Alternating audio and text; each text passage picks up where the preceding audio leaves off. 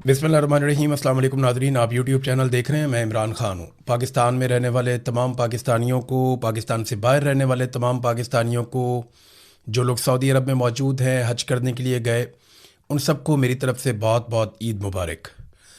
पाकिस्तान में ईद की खुशियाँ मनाना बिल्कुल अलग तरह से होता है और पाकिस्तान से बाहर बिल्कुल कुछ और होता है। यानी मैं ओवरसीज़ पाकिस्तानियों के बारे में पहले कहता था कि वो अपनों से दूर हैं तो वो उनकी ईद का वो मज़ा नहीं है। वो बात सच है, वो मैंने महसूस किया और ज़्यादा शिद्दत से महसूस किया कि वो क्या चीज़ है जो आप मिस करते हैं, जो अपने लोगों में आप नहीं होते। बहरहाल आप सबको ईद मुबारक। कौम का जो सबसे मकबूल लीडर है इमरान खान, उसकी छठी ईद आज जेल में हो रही है। ये कुर्बानी वाली ईद है और कुर्बानी तो पाकिस्तान में बहुत सारे लोग दे रहे हैं। इमरान खान भी एक तरह की एक बहुत बड़ी कुर्बानी दे रहा है। वो जेल के अंदर बंद है, उसकी एक आंख ज़ाया कर दी।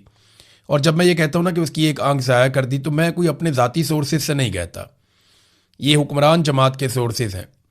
हुकूमत ने ख़ुद ये बताया कि इमरान खान साहब की आंख 85% तक ज़ाया कर दी गई है और इमरान खान इसके बावजूद कुर्बानी दे रहा है। पाकिस्तान की मिलिट्री एस्टेब्लिशमेंट ने उसे दीवार के साथ लगाया, उसके अखबार टीवी बंद कर दिए, ख़ानदान वालों से मुलाकातें बंद कर दी, ज़ाती मुआलिजीन से मुलाकातें बंद कर दी, पार्टी के लोगों से और वकला से मुलाकातें बंद कर दी। महीनों तक उनके बच्चों से उनकी बात भी नहीं करवाते, किताबें और अखबारात भी नहीं देते, टीवी भी बंद कर देते हैं। तो ये सारा कुछ इमरान खान बर्दाश्त कर रहा है और सिर्फ अपनी कौम के लिए बर्दाश्त कर रहा है। यानी नवाज शरीफ की तरह नहीं कि नवाज शरीफ ने बिल्कुल कुर्बानी दी। उन्हें मौका मिला था नवाज शरीफ को कुर्बानी देने का और उन्हें कुर्बानी नहीं दी। वो अपने साथियों को छोड़कर पाकिस्तान से बाहर चले गए और फिर पाकिस्तान की मिलिट्री एस्टेब्लिशमेंट से डील करके वापस आ गए। अब ईद की नमाज़ पढ़ने तक की इमरान खान को इजाज़त नहीं दी जाती। वो बड़ी ज़्यादती है।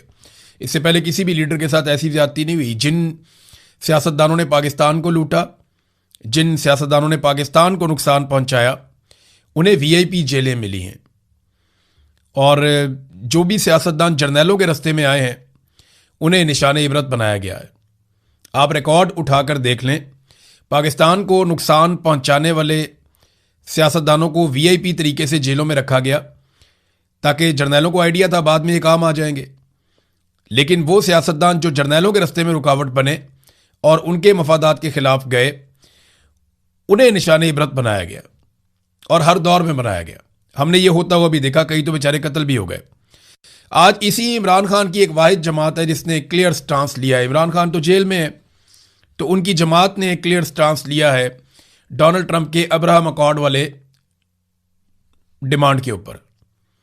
यानी यहाँ पे सलमान अकरम राजा साहब का स्टेटमेंट भी आ गया, तहरीक तहफ़्फ़ुज़ आईन पाकिस्तान का स्टेटमेंट भी आ गया और वो कैटेगोरिकली कह रहे हैं कि जनाब फ़लस्तीन के मामले में जब तक के फ़लस्तीनियों को उनका इंसाफ नहीं मिल जाता, जब तक के फ़लस्तीनी मुतमईन नहीं हो जाते और उनकी अपनी एक रियासत कायम नहीं हो जाती जिसका दारुल हुकूमत यरूशलेम हो, तब तक तो हम किसी मामले में आगे नहीं बढ़ सकते। ये बड़ी क्लियर पोजीशन है पाकिस्तान की। और पाकिस्तान की और इमरान खान साहब की जो पोजीशन है वो 1967 वाली है। लेकिन पाकिस्तान की मिलिट्री एस्टेब्लिशमेंट के लोगों से अगर आप मिलें तो वो आपको समझाते हैं बार बार। कई मरतबा ऐसा हुआ, बहुत सारे मेरे सहाफ़ी दोस्त हैं वो भी बताते हैं, जो मुख्तलिफ जगहों से ताल्लुक़ रखते हैं लोग वो भी बताते हैं, जिनका लोगों से हमारा रब्ता होता है वो भी बताते हैं कि जनाब अब पाकिस्तान बहुत आगे बढ़ गया है, हमें नए फैसले करने पड़ेंगे, इसराइल से ताल्लुकात बनाने पड़ेंगे। यही बातें जो हैं वो कहा करते थे जनरल बाजवा, और यही सारा कुछ आसिम मुनीर साहब के दौर में हो रहा है। इसराइल तो बहुत खुश है, उसकी वजह यह है कि पहली मरतबा आप इसराइल के ख़िलाफ़ पाकिस्तान में एहतजाज नहीं कर सकते। हाँ, जमात इस्लामी को इजाज़त दी जाती है कि वो मम्मी डैडी किस्म का एहतजाज कर लें बंद जगह पे और उसके बाद आराम से चले जाएं जिससे कोई फ़र्क ना पड़े। बाकी किसी को एहतजाज करने की इजाज़त नहीं है पाकिस्तान में कि वो इसराइल के ख़िलाफ़ एहतजाज करे, उनके मज़ालिम के ख़िलाफ़ आवाज़ उठाए या फ़लस्तीनियों के हक़ में वो निकले या अलग फ़लस्तीनी रियासत के लिए आवाज़ उठाए। आप देखें, बहुत इख्तलाफात हो सकते हैं तहरीक लब्बैक के लोगों से, लेकिन उनके साथ बड़ा जुल्म हुआ, उनका कत्लेआम हो गया सिर्फ इस वजह से कि वो इसराइल के ख़िलाफ़ एहतजाज करने के लिए निकले हुए थे। मुरीदके में घेर कर उनको बहुत बड़े पैमाने पर खून बहा दिया गया, वहाँ पे लोगों को कत्ल कर दिया गया, लाशें वापस नहीं दी जा रही थी। वो रिजवी बरादरान दोनों से मेरे शदीद इख्तलाफात होने के बावजूद मैं उनके हक़ के लिए हमेशा आवाज़ उठाता रहूँगा कि वो जबरी तौर पर लापता है। अच्छा, बहुत मुमकिन है वो कल को सामने आ जाएं और वो ये कहें जनाब हम तो कहीं छुपे हुए थे और मामला तय हो जाए। ये भी हो सकता है, ये भी हो सकता है। और मुझे शर्मिंदा करने की भी कोशिश की जाए उन तमाम लोगों समेत जिन्होंने आवाज़ उठाई उनके हक में कि जनाब आप इनके लिए आवाज़ें उठा दिए तो खुद ही गायब हो गए थे। नहीं, खुद गायब नहीं हुए। मेरे पास फर्स्ट हैंड इन्फॉर्मेशन थी कि इनको एजेंसियों ने अगवा कर लिया है और अब इन्हें जब तक मामला ठीक नहीं हो जाएंगे नहीं छोड़ा जाएगा। तो रिजवी बरादरान को गायब कर दिया गया, तरीके लब्बैक के लोगों का कत्लेआम किया गया, हमने सारा कुछ होते हुए देखा। पाकिस्तान तहरीक इंसाफ वो वाहिद जमात है जिसने बड़ा क्लियर स्टांस लिया है और सबसे पहले लिया है। यानी फजलुर रहमान, जमात इस्लामी सारे पीछे रह गए, पाकिस्तान तहरीक इंसाफ ने सबसे क्लियर स्टांस सबसे पहले आकर ले लिया। क्या हो जाएगा? डोनाल्ड ट्रंप नाराज हो जाएगा तो क्या फर्क पड़ता है? इमरान खान कौन सा बाहर आ रहा है? भाई अमेरिका को पता चले कि ये एक अलग पॉलिटिकल पार्टी है, भाई इनका एक मौक़िफ़ है और इनकी कल को हुकूमत भी आनी है। आप रास्ता नहीं इनका रोक सकते। पाकिस्तान में अवाम का रास्ता कौन रोक सकता है? ख्वाजा आसिफ साहब के साथ एक के बाद एक ज्यादती होती है और बड़ी सख्त ज्यादती हो जाती है। पहले उन्होंने एक इसराइल के खिलाफ ट्वीट किया, बहुत डांट टपट के बाद वो ट्वीट डिलीट हो गया। ख्वाजा साहब के लिए बड़ी शर्मिंदगी वाला मामला बन गया। अब देखें ना, मुझे इस बात पे एतराज़ नहीं है कि ख्वाजा साहब क्या ट्वीट करते हैं और क्यों डिलीट करते हैं। मेरा प्रॉब्लम यह है कि एक वज़ीर दिफा की एक इज़्ज़त होती है, एक मुकाम होता है। ख्वाजा साहब इतनी दफ़ा मेंबर कौमी असम्बली बने हैं, आखिरी 3 मरतबा तो मुतनाज़ ही बने, उनको ज़बरदस्ती बनाया गया। 2013 में भी उनकी सीट मुतनाज़ थी, 2018 में भी मुतनाज़ थी, बल्कि उन्होंने खुद कहा कि मैंने तो जनरल बाजुआ से कह के सीट ली है। और इस मरतबा तो खाना ही ख़राब हो गया। ख्वाजा साहब जो हैं वो उस्मान डार की वालदा से बहुत बुरी तरह रेहाना डार साहिबा से इलेक्शन हारे थे। बहरहाल फिर भी वो MNA बन के बैठ गए। इतनी दफ़ा कोई बंदा MNA रहा हो, मिनिस्टर रहा हो और उसके साथ इस किस्म का सलूक किया जाए या ऐसे ट्वीटें डिलीट हों और इस तरह की चीज़ें हों तो ये बड़ा मायूब होता है। जो चीज़ मुझे पता चली मुझे बहुत दुख हुआ था और मैं सख्त उसकी मजम्मत करता हूँ।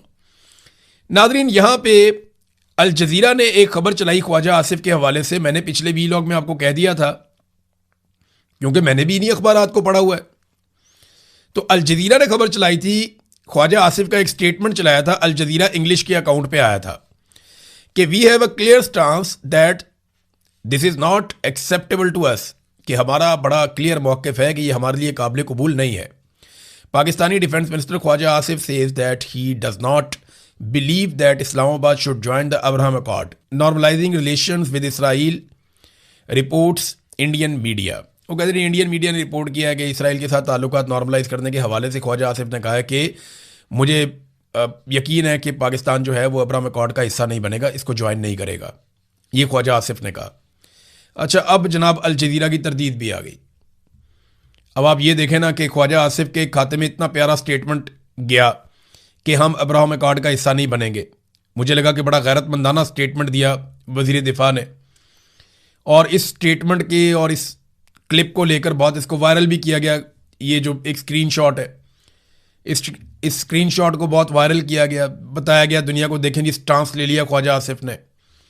अब अल जज़ीरा इंग्लिश को राब्ता किया गया तो उनको बेचारों को अपनी ये ट्वीट डिलीट करनी पड़ी। अब वो क्या लिखते हैं, a now deleted Al Jazeera English X post mistakenly quoted Pakistan defence minister on the Abraham accord, there is no record of him having made that statement. वो कह रहे हैं जी हमें ये ट्वीट ख्वाजा आसिफ की हवाले से जो हमने एक लगा दी थी हमें डिलीट करनी पड़ी है अब्राहम अकॉर्ड के बारे में, और इस तरह का कोई रिकॉर्ड नहीं मिला कि उन्होंने कोई ऐसा बयान दिया हो। जिस बयान के ऊपर इतरा रहे थे, चौड़े हो रहे थे, वो बयान ही नहीं है बीच में। तो मेरे ख्याल में पाकिस्तान के वज़ीर आज़म को, पाकिस्तान के वज़ीर ख़ारजा को, नवाज़ शरीफ को, आसिफ अली जरदारी को, बिलावल जरदारी को, मरीम नवाज़ को, इन सबको बहुत शौक़ है ना स्टेटमेंट्स देने का। तो ये बयान दें ना कि डोनाल्ड ट्रंप ने गलत मुतालबा किया, जैसे पाकिस्तान तहरीक इंसाफ स्टेटमेंट दे रही है। अब ये फैसला कि पाकिस्तान ने क्या ज्वाइन करना और क्या नहीं करना, ये फैसला डोनाल्ड ट्रंप या आसिम मुनीर तो नहीं करेंगे ना। ये फैसला तो पाकिस्तान करेगा, पाकिस्तान के अवाम या उनकी मुंतखब हुकूमत करेगी। अब अवाम की मुंतखब हुकूमत तो है नहीं, तो जो हुकूमत है कम से कम वो आगे बढ़ के स्टेटमेंट दे। लेकिन जो शख्स इस हुकूमत को लेकर आया, उस शख्स की मंशा के बगैर, तो उसकी मर्जी के बगैर तो ये हिलते भी नहीं है, तो स्टेटमेंट कैसे देंगे। डोनाल्ड ट्रंप पे नाज़रीन अमेरिका में बड़ा खौफनाक इल्ज़ाम लगा दिया और वहाँ के एक बड़े शानदार अखबार ने लगा दिया। ये बहुत पुराना अखबार है अमेरिका का, बल्कि सबसे पुराने अखबारात में से एक है, वॉल स्ट्रीट जर्नल। उसने डोनाल्ड ट्रंप के बारे में कुछ लिखा और डोनाल्ड ट्रंप ने उसका बाद में जवाब भी दिया बड़े अजीब तरीके से, लेकिन इसको गद्दारी करार दिया कि डोनाल्ड ट्रंप गद्दारी कर रहा है ईरान के साथ। वो कैसे? वॉल स्ट्रीट जर्नल लिखता है कि ईरान के साथ ट्रंप का जो मुजव्वज़ा मुआहिदा सामने आ रहा है ये गद्दारी के मुतरादिफ है, और ये बहुत बाअसर अमरीकी अखबार है। इसने इसका जो एडिटोरियल है या इदारिया जो लिखते हैं वो लोग, उनकी टीम ने ये इदारिया मुश्तरका तौर पर लिखा और इन्होंने कहा जी ट्रंप इंतज़ामिया का ईरान के साथ जो मुतवक्का मुआहिदा है, इसका जो मंसूबा है ये गद्दारी और फरेब है। इस टीम का जो इदाराती टीम है अखबार की, उसका ये मानना है कि इस बात का ख़तरा मौजूद है कि वाशिंगटन एक मुकम्मल जौहरी मुआहिदे पर दस्तखत होने से पहले ही तेहरान पर से दबाव कम कर देगा। वो कह रहे हैं जी इसमें आप दबाव कम कर देंगे ईरान के ऊपर से तो वो जौहरी मुआहिदे के ऊपर आप कोई नतीजे पे नहीं पहुंच पाएंगे या वो प्रेशर नहीं डाल पाएंगे। दूसरा वो ये कहते हैं कि अगर आप नाकाबंदी ख़त्म करते हैं और ईरान को माली सहूलतें जैसे उसके असासे बहाल करना ये चीज़ें करते हैं तो फिर आप ईरान के ऊपर दबाव नहीं डाल पाएंगे। ये इक्तसादी इमदाद होगी ईरान की और वो अपनी मईशत को मजबूत कर लेगा, जो कि एक हकीकी गद्दारी होगी। ईरानी अवाम से ज़्यादा अमरीकी मफादात के साथ ये गद्दारी होगी। ये बात अखबार ने बड़ा खुल कर लिखा। वॉल स्ट्रीट जर्नल का मानना है कि अगर ईरान को दोबारा आज़ादाना तौर पर तेल बेचने की इजाज़त मिल गई तो तेहरान पर असरअंदाज होने का वाहिद बकिया हरबा सिर्फ एक नई जंग की धमकी ही रह जाएगा और कुछ भी नहीं आप कर सकेंगे। अगर वो तेल बेचना शुरू हो गए तो, वैसे तो वो बेच रहे हैं, लेकिन नाकाबंदी खुलेगी तो सूरत कुछ और हो जाएगी। अब डोनाल्ड ट्रंप का जवाब देखें, ये बड़ा इंटरेस्टिंग है। डोनाल्ड ट्रंप कहता है कि अगर ईरान हथियार डाल दे, तस्लीम कर ले कि उनकी बहरिया समंदर की तह में पहुंच चुकी है और फ़िज़ाइया अब मौजूद नहीं रही, और अगर इनकी पूरी फ़ौज तेहरान से बाहर निकल आए, हथियार गिरा दे और हाथ उठाकर कहे कि मैं हथियार डालता हूं, मैं हथियार डालता हूं, ये चिल्लाती हुई सफ़ेद झंडा लहराती फिरे, और अगर इनकी बाकी मानदा क़यादत तमाम ज़रूरी सरेंडर दस्तावेज़ात पर दस्तखत कर दे और अमेरिका की अजीम ताकत के सामने शिकस्त तस्लीम कर ले, तो फिर भी New York times, China street journal, यानी वॉल स्ट्रीट जर्नल को वो चाइना स्ट्रीट जर्नल कहते हैं, करप्ट और अब गैर मुअस्सर CNN और दीगर फेक न्यूज़ मीडिया यही सुर्खी लगाएंगे कि ईरान ने अमेरिका पर एक शानदार और फैसलाकुन फतह हासिल कर ली। हालांकि हकीकत में ऐसा कुछ भी नहीं होगा।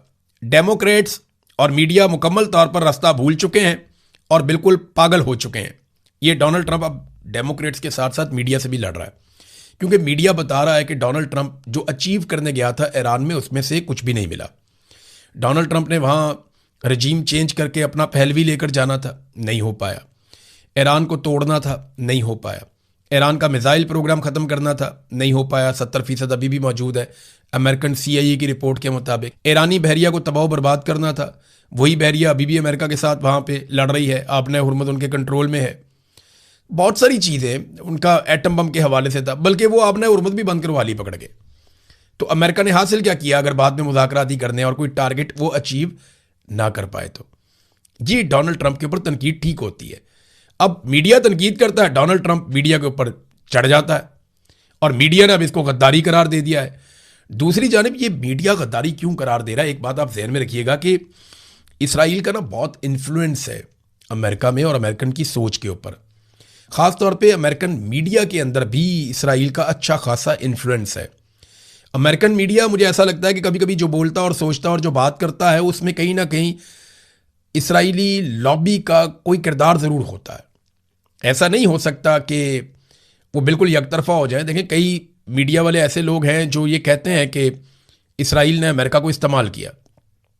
कई सियासतदान भी ये बात कहते हैं, लेकिन ये सबको मानना पड़ेगा कि छोटा सा मुल्क है इसराइल और वो सुपर पावर की बहुत सारी चीज़ों को कंट्रोल करता है।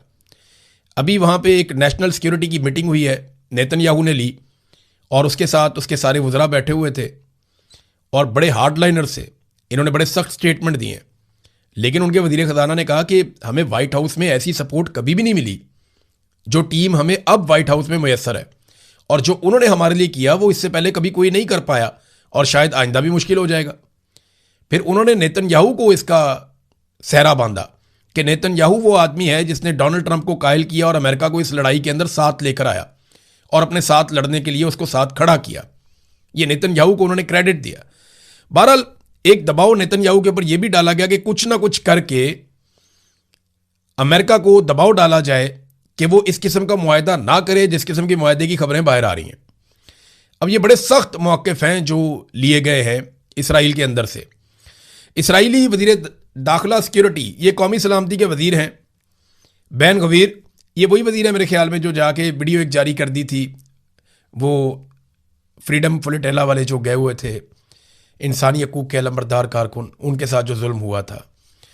तो अब ये कहते हैं जी हिज़्बुल्लाह के हमलों पे इन्होंने बयान दे दिया। इन्होंने कहा जी मैं नेतन्याहू से मुतालबा करता हूँ कि ट्रंप को फ़ोन करें या उनके पास जाएं, उनके सामने मेज़ पर हाथ मारें और ज़ोर देकर कहें, ये वाज़े कर दें कि रियासत अमेरिका ये सब कबूल करने के लिए तैयार नहीं है, ना ही वो इसे बर्दाश्त करने के लिए तैयार है।